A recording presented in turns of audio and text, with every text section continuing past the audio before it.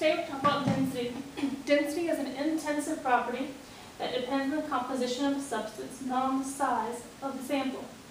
To find density, we take mass and divide it by volume. Density is temperature dependent. Generally, density increases as temperature decreases. This is an inverse relationship. But water is an exception. This is why your ice floats in your liquid water. Let's look at a problem.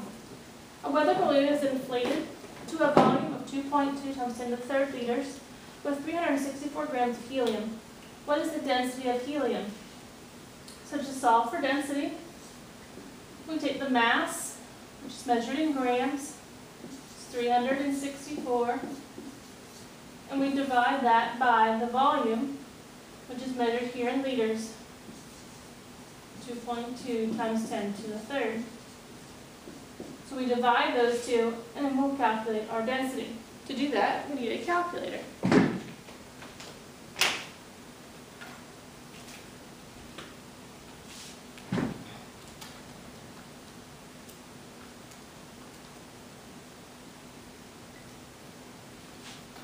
And so we get 0.165.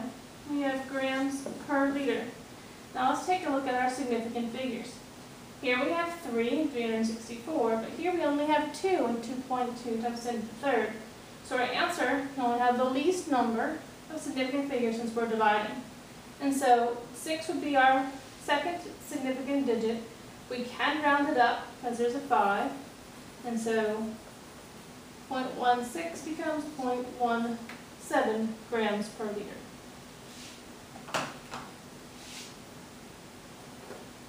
Let's look at another problem. What is the volume in centimeters cubed of a sample of cough syrup that has a mass of 50 grams? The density of cough syrup is 0.450 grams per centimeter cubed. Now, one thing to make sure you understand is that 1 milliliter is equal to 1 centimeter cubed. These can be used interchangeably. So in this instance, we're going to stick with centimeters cubed since that's what the problem asked. So since the density is 0.450, that's going to be equal to the mass, which is 50.0, divided by the volume. Now, these problems, you all will make simple algebra errors. So you need to make sure that you follow your steps for solving a simple algebra problem. Mr. Blanchard, please call Ms. Berry. Mr. Blanchard, please call Ms. Berry. And so you cross multiply first, so you get 0.450 times the volume equals 50. Then you can divide by your 0.450. If you skip these steps, you will almost always divide the wrong way. So please take your time to solve the algebra problem correctly.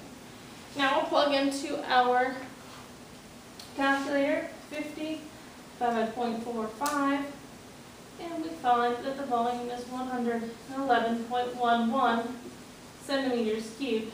Again, let's go back to our measurements given and look at significant figures. Here we have 3. Here we also have 3.